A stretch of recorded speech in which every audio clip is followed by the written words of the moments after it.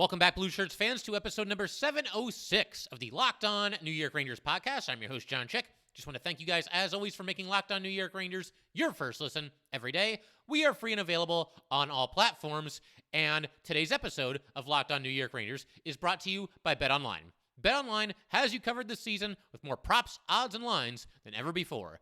BetOnline, where the game starts. And the Rangers, coming off of just an incredible third period, they unleash an all-out barrage on the Detroit Red Wings. They light up Ville Husso, who's been phenomenal to start the season for Detroit, and they go on to turn a 2-2 tie in the third period into an 8-2 victory, a game that saw the Rangers get a lot of secondary scoring, which is something that we've been talking about the Rangers need to get. And obviously, look, you're not going to get 8 goals in every game. You're not going to get a goal from Gauthier and Hajek and Gaudreau in every single game. But it's really nice to see the Rangers, once again, getting some goals and some offense from some at least somewhat unlikely sources here. And, lot to talk about today. Obviously, it's very much a feel-good win. The Rangers snapped their 3-game losing streak. You just hope that everything's kind of back on track here. It felt like watching that third period that the Rangers were kind of just releasing all the frustrations that they've had, for a good chunk of the early portions of this season here. There's times where they've really scuffled, but they went off and had a good game even before the third period. They played well for the most part, and you just hope that this is the game that gets them right back on track. Got a back-to-back coming up this weekend, and you hope they can just kind of carry that momentum into those 2 games and hopefully sweep another weekend back-to-back as they did earlier this season. But a lot to talk about here today. Going to talk about the line combinations that the Rangers rolled with for this game and why I don't think they can possibly even think about making any changes to those line combinations in the next game. We're also going to discuss the kid line reunion. I thought the 3 of them played great together. Going to talk about the aforementioned third period by the New York Rangers, just unreal, probably their best period all season. Adam Fox, which is a casual 4-point night, no big deal, 1 goal, 3 assists for Adam Fox. Igor Shesterkin with a solid performance as well. And I also want to spotlight 2 players who I said after the Islander game, because we were trying to find at least a couple of positives from that game. I said after that game that I thought Vesey and Kravtsov both played their best game of the season against the Islanders, and I think both of them topped themselves in this game. So you hope that that's a little bit of a springboard. I mean, with Vesey, probably got to keep expectations in check, but if he can be at least something of a steady contributor, that's nice. And if the Rangers can unlock something in Vitali Kravtsov, then that's going to be big for this team going forward as well. Rangers score 6 goals in the third period. As I mentioned, they scored 5 of those goals in a span of just 6 minutes and 45 seconds. Video game-like numbers, just awesome. But I want to start today with talking about one of the Rangers' most important players, something of an unsung hero. I mean, I think Ranger fans, it's Ryan Lindgren, okay? But I think that, Ranger fans, they know how important Ryan Lindgren is, and they know how good he's been and what he's meant to this team over these past couple of seasons. But casual hockey fans, fans of other teams, I don't think they're really all that aware of Ryan Lindgren and who he is. Obviously, he gets overshadowed sometimes by some of the other Ranger defensemen. Once again, not so much for Ranger fans, but for hockey fans from, around the league. But, man, this guy is just so important to this team. He's one of my favorite players. I've made no secrets about that. Hard-nosed, old-school hockey player. And I knew that he was big for this team. I knew that he really makes an impact when he's out there. But even I wasn't prepared for the stat that they showed during the pregame of this contest here as it pertains to Ryan Lindgren and the impact that he makes on this Ranger team. So I want to read you this stat real quick. With Ryan Lindgren, this is a stat that encompasses this year and all of the previous 3 seasons, including the playoffs. So when Ryan Lindgren is in the lineup over that time span, the Rangers have a record of 124, 79, and 18. And also, in those games, they allow 2.71 goals per game. When Ryan Lindgren is not in the lineup in that same time period, again, this season and the 3 seasons before, including the playoffs, when Ryan Lindgren is not in the lineup, the Rangers have a record of 8, 14, and 2, and they have allowed 3.75 goals per game when Lindgren is not out there. So a difference of literally a goal, slightly more than a goal per game difference when Ryan Lindgren is in the lineup versus when he is not in the lineup. And as far as the games where he doesn't play, it's only 24 games. It's not like an enormous sample size, but it's also not such a small sample size that you just shrug it off and say whatever. Ryan Lindgren is a huge, huge player on this team somebody that, again, gets overlooked at times, but he really shouldn't, because he is the heart and soul of this New York Ranger team. We talked about that and the impact that he had in the playoffs last year when he got back into the lineup against the Penguins. This guy, man, he's big time for this New York Ranger team. One of the more unheralded and underrated defensemen in the entire league. And something that I just want to mention is kind of a quick aside here. You know, the Rangers, they have a cap crunch right now, and there's a lot of players with some big contracts, a lot of players with some long contracts, and, you know, there's different theories on what the Rangers could do, a certain contract that they might look to move in the offseason if they need to create some more cap space. The one thing I do not want to see this team do, it's an idea that comes up every now and then, but I don't think, too many Ranger fans would be in favor of this. You cannot trade Ryan Lindgren to make more cap space. He's just too important to this team. Ryan Lindgren right now is making $3 million per season. He, before last season, signed a 3-year, $9 million extension. So $3 million per season. He's in year 2 of that. He will be a restricted free agent with arbitration rights after not this season, but next season. Man, you got to find a way. I know it's tough, but you got to find a way to keep this guy in the fold. He's just too valuable to this team. And those stats that I just read, I think certainly prove that as well. As far as this game is concerned, and how Ryan Lindgren did in his return to the lineup, he was out there for a goal against early in this game, Detroit's first goal of the contest. But, overall a solid game. He was a +3. He had 1 hit and 2 blocked shots. He got only 16 minutes and 51 seconds of ice time. That was actually second fewest among New York Ranger defensemen. The fewest was Libor Hajek, who had 16:21. But I would imagine with Lindgren, you'll see his time on the ice certainly increase as we move forward here. Probably a situation where they're just being cautious and, not wanting to chance anything with him returning from an upper body injury that I don't want to speculate too much, but it looked like a concussion. I mean, I don't know if the Rangers have ever officially confirmed that, but obviously just, playing a little bit safe as Lindgren gets his legs back under him. But fantastic game for Ryan Lindgren. And I also want to turn our attention to the line combinations. I'm going to have some thoughts there and, the positives and the negatives out of, the changes that the Rangers made. We're going to do that in just a second, and a whole bunch of other stuff as well. But first, I just want to let everybody know today's episode of Locked On New York Rangers is brought to you by BetOnline. BetOnline.net is your #1 source for sports betting info, stats, news, and analysis. Get the latest odds and trends for every professional and amateur league. From football to basketball to hockey and esports, we've got it all at BetOnline.net. And if you love sports podcasts, you can find those at BetOnline as well. We're always the fastest and easiest way to get your betting fix. Head to the website today or use your mobile device to learn more. BetOnline, where the game starts. All right, we just want to thank you guys, as always, for making Locked On New York Rangers your first listen every day. We are free and available on all platforms.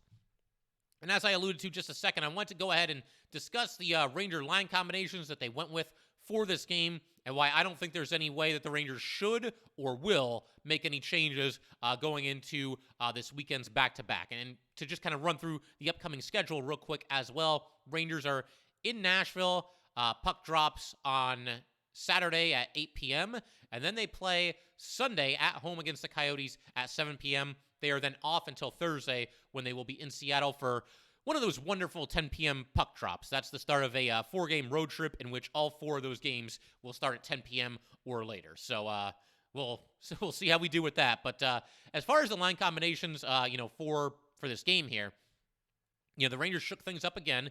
They go with a top line of Kreider, Mika, and Vesey. Second line is Panarin, Trocheck, Kravtsov. The third line is the kid line, Lafreniere, Chytil, Kakko. And the fourth line, you've got Blais, Goodrow, and Gauthier. So a lot to unpack here. For starters, the kid line reunion, I think it's a good thing, and they were great in this game. They were really, strong in the offensive zone. It feels like when the kid line is together, they spend the entirety of every shift in the attacking zone. They work hard to maintain possession of the puck, and, for 3 guys that are known for being, very skillful players and, obviously all former first-round draft picks, they do some grunt work as well. There was some physicality from these guys in this game. Lafreniere, I believe, ended up with about 4 hits. Chytil was only credited with 1 hit, but I thought he played more physical in this game than we're used to seeing him play. And they, ended up contributing to a couple of goals, and we'll get to those in due time here. But the kid line back together gave the Rangers a spark in this game, as it did at times last season and certainly in the playoffs. The only downside of putting the kid line back together, and I've talked about this in the past too, is you now relegate all 3 of these guys to a bottom 6 role, because that's going to be the third line if the kid line is together.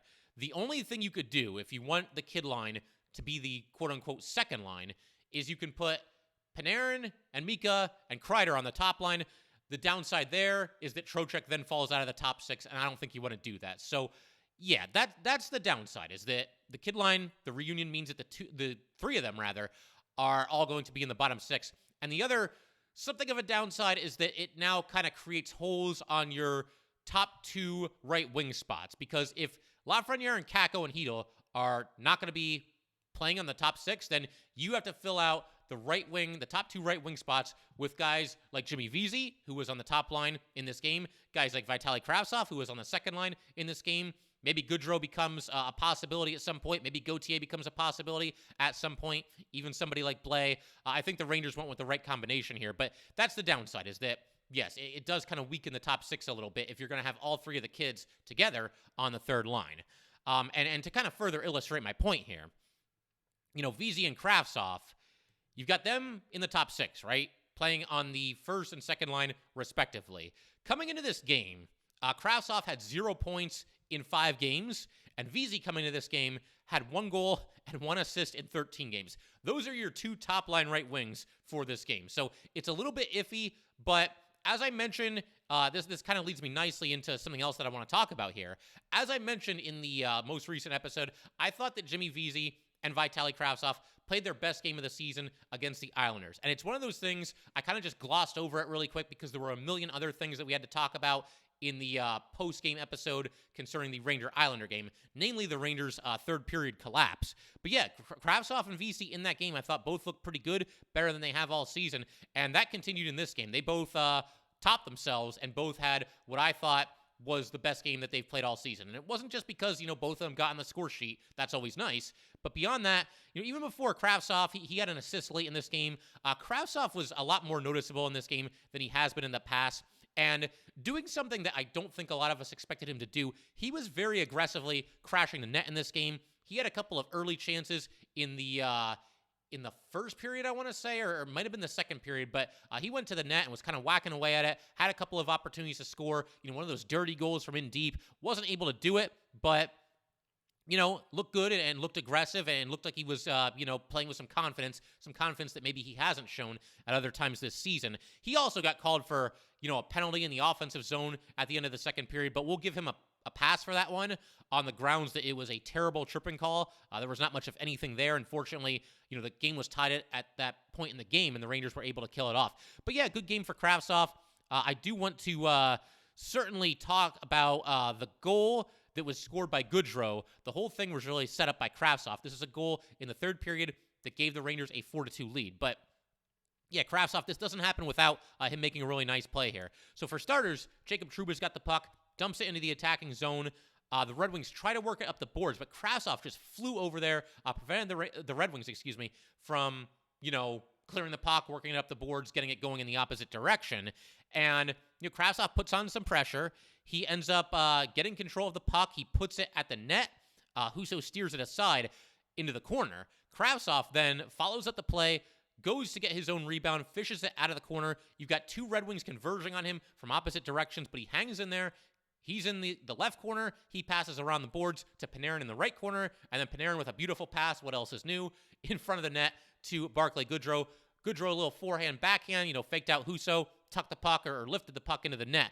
But again, this play does not happen without Vitali Kravtsov doing some good work along the boards. Again, you think of him as more like kind of the skill guy, but doing some grunt work here and putting in some blue-collar effort in this game. That was great to see.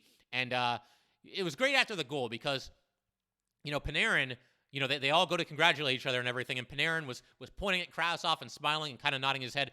That's Panarin's guy. Kravtsov is Panarin's guy. You can see that Panarin is really kind of taking him under his wing. We saw that with them, staying out there in the training camp for extra time on the ice, working on some one-timers and some things like that. And I know Ranger fans, and myself included, we all fixated on the decision to make, Jacob Trouba the captain, and that's all well and good. Everybody had their favorite as far as who they wanted the captain to be. But this just goes to show, different guys can be leaders on this team, whether there's a C on your jersey or not. And Panarin, I think, doing a really good job keeping Kravtsov's head up and keeping him in it and making him feel like he's part of the team. Kravtsov, like I said, looked loose. He looked confident. Looked like he was enjoying himself out there in this game. And I think, you got to give credit to Artemi Panarin for kind of making him feel that way. I don't see everything that happens, obviously, but just from what I've been able to see, training camp, preseason, regular season, Panarin is definitely taking Kravtsov under his wing, and that's a good thing. He's a player that the Rangers need to get going and have him playing with some confidence. And I mentioned Vesey. He was very good in this game as well. Again, kind of an unheralded free agent signing by the Rangers. He was in camp on a PTO, but he was very active in this game. Some good work on the penalty kill. He came very close to scoring kind of a dirty goal in the third period, was in the crease, just kind of trying to jam the puck home, was not able to do it, but Mika Zibanejad kind of joined him in his efforts, and Mika ended up stuffing the puck in, so Vesey gets an assist there. That was a goal that I want to say made the score 5-2 as the Rangers began to pull away there. And then Vesey also scored the final goal of this game. He did it while the Rangers were shorthanded. The Rangers, the puck is in the Rangers zone. Gaudreau with a nice play, passing the puck off the boards and leading Vesey into the neutral zone. Vesey showed some good speed here, went in alone, got behind the defense. I didn't realize this, but he actually drew a penalty on this play. I didn't see that when I was watching the game live last night, but I noticed when I was watching a replay of this goal this morning, the referee's arm went up and it looked like he was going to get a hooking penalty, but it didn't matter because Vesey just kept going and scored on the breakaway. So that's nice. And again, it all goes back to this theme of the Rangers needing more secondary scoring. We've been talking how they need more of it. And look, you're not going to get this every night. You're not going to get 6 goals in one period every night. You're not going to get 8 goals in a game. You're not going to get Vesey and Hajek and whoever else, scoring goals all in the same game. But there's got to be at least some of this because it can't be the same 5 guys carrying the Rangers offensively every single night. Obviously, fingers crossed that this carries over and hopefully some more secondary scoring. Let's see Sammy Blais get a goal in the next game. He needs his first goal as a Ranger. We will see. But yeah, we're going to keep this thing rolling in just a second. I definitely want to talk about the performance of the kid line. We've obviously given them a shout out or two already in this episode here today. I want to also talk about the performance of Libor Hajek. Not just the goal. I think, he's done better than probably expected so far this season. So we're going to talk about that. We're also going to talk about Jacob Trouba, playing through some quote-unquote nagging injuries. So, yeah, we got a lot to do still to come in today's episode, and we will get to all that good stuff in just a second. Okay, the kid line. So, really nice, very successful reunion for these guys. You end up with 2 assists for Alexis Lafreniere. You get 2 assists from Filip Chytil. Kakko, ironically, was one of only 2 New York Ranger forwards who did not get a point on this night, and the other was actually Vincent Trocheck. But more importantly than the points is, these guys are just clicking together. This is the best game that Lafreniere has had in quite some time. I mentioned that Lafreniere was playing very physical on the forecheck. Chytil brings some physicality as well, and these guys are just so good at maintaining possession in the offensive zone. I mean, you could tell the Red Wings were getting frustrated. They were kind of gassed and, chasing these kids all over the ice, and they can't catch up to them. And the kid line was instrumental in 2 goals that the Rangers scored in this game, including what turned out to be the game-winning goal by Adam Fox. So I figure we might as well go ahead and dive into that goal. This happens about 5 or 6 minutes into the third period, give or take. So Lafreniere and Chytil, they both end up with assists on this goal. It all starts with Adam Fox making a really good defensive play in the Rangers zone. He's able to steal the puck, leads Filip Chytil up the center of the ice. Chytil passes to his left to Lafreniere. Lafreniere gets the blue line, centers it back to Chytil, and now Chytil is trying to make a centering pass to his right to Kakko. Misfired by just a little bit. Puck bounces off the boards.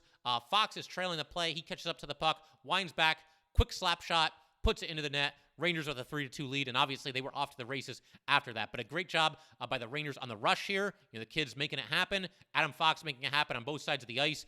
Almost like a hybrid one-timer here. It's not a traditional one-timer, to be sure, but Chytil was trying to get it to Kakko, and it bounced off the boards, and then, Fox came in and just, he didn't do anything other than just wind back and blast. So, great goal there.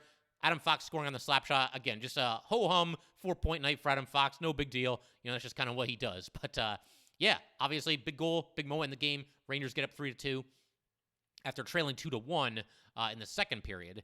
And then, as far as the second goal that the kid line was instrumental in this team scoring, once again, Lafreniere and Chytil pick up assists, and Libor Hajek, of all people, ends up scoring the goal. And the thing that I like is the first goal that the kid line kind of accounted for. I know Adam Fox scored the goal, but, the kids made it happen.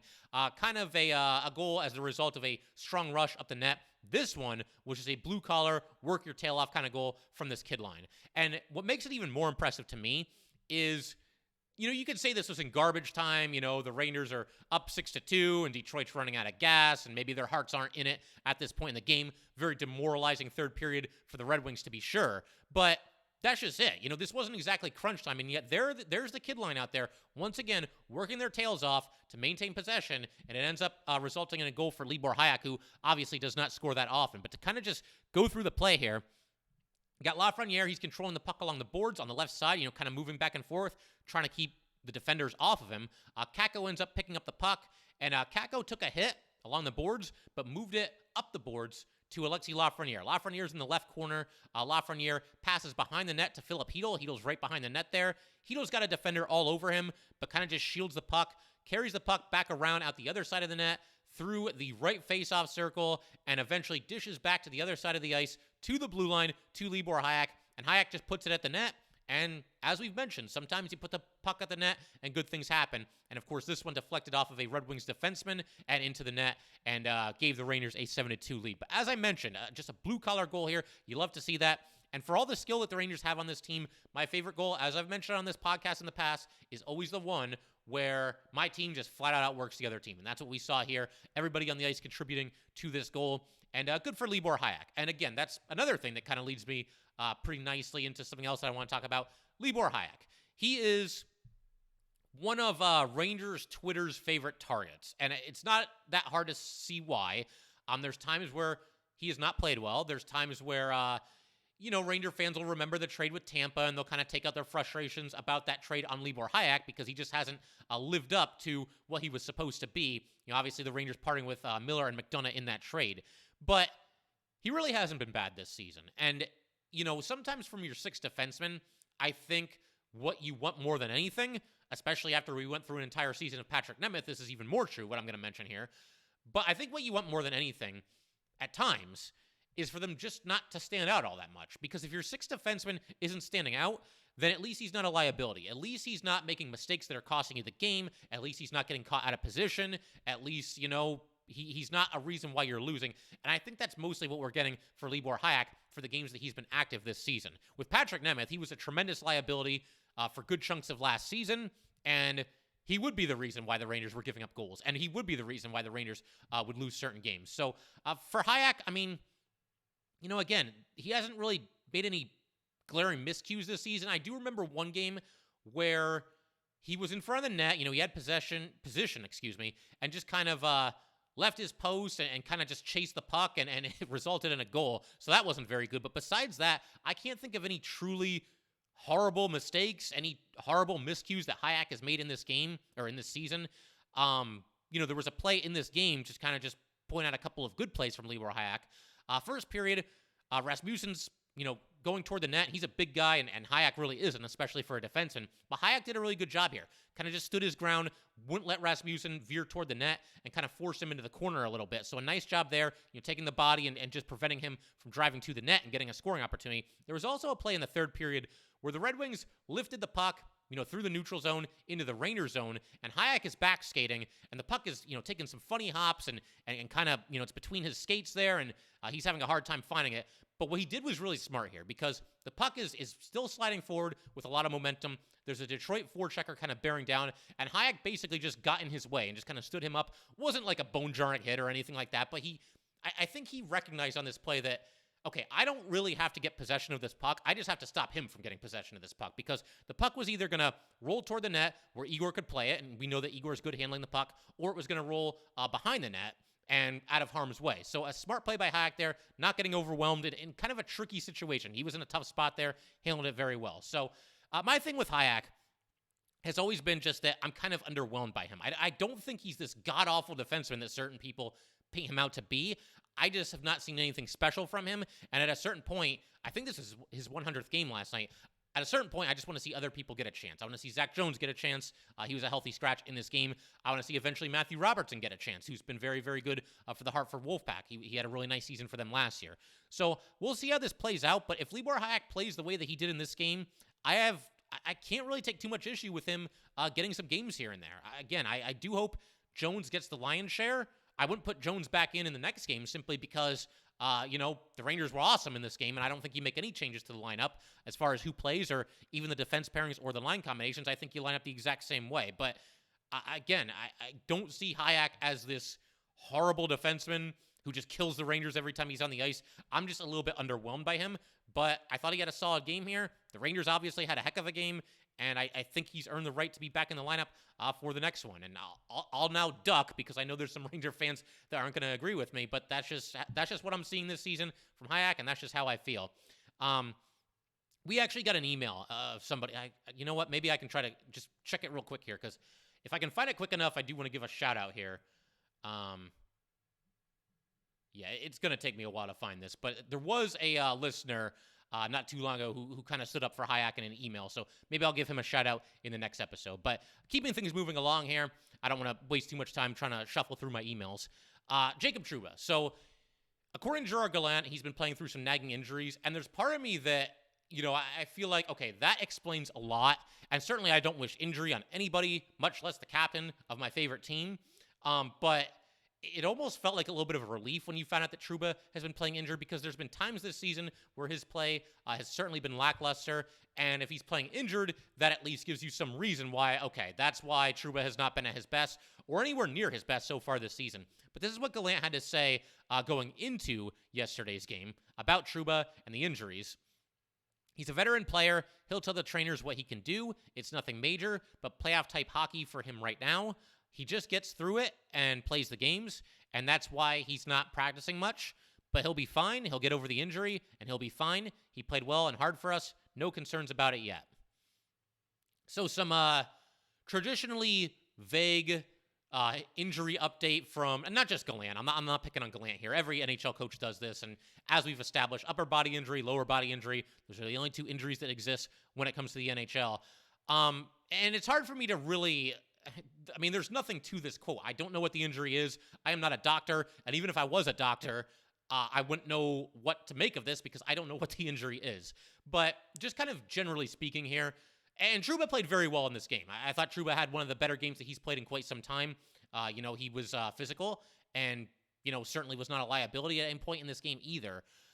But I will say, if there's an injury that's just kind of nagging him right now, and it's the kind of thing that can be cured with, a little bit of time off, then I think it's okay if you make him a scratch, not a healthy scratch, okay, an injured scratch, for a game or two here. I don't want Jacob Trouba to be, half of what he's supposed to be for the entire season because he keeps trying to play through these injuries, whatever these injuries are. And I don't even know, again, if this is the kind of injury that can be cured or at least helped along by some rest, because I don't know what the injury is, but I think it's an option that should at least be on the table for the Rangers. Sometimes you got to take a step back to take many steps forward, and, the fact that Ryan Lindgren is now back in the lineup, and I know Lindgren and Trouba play different sides of the ice, but nevertheless, your defense core is still a lot stronger with Lindgren back in the lineup.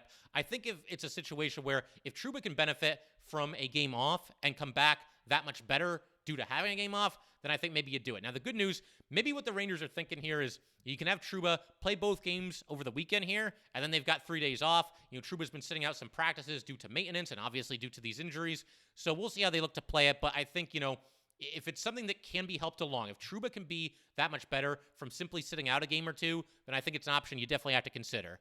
And I know Trouba's tough. I know he wants to gut it out, and he's obviously been a polarizing Ranger ever since he got here, and maybe even more so now than ever that he's the captain.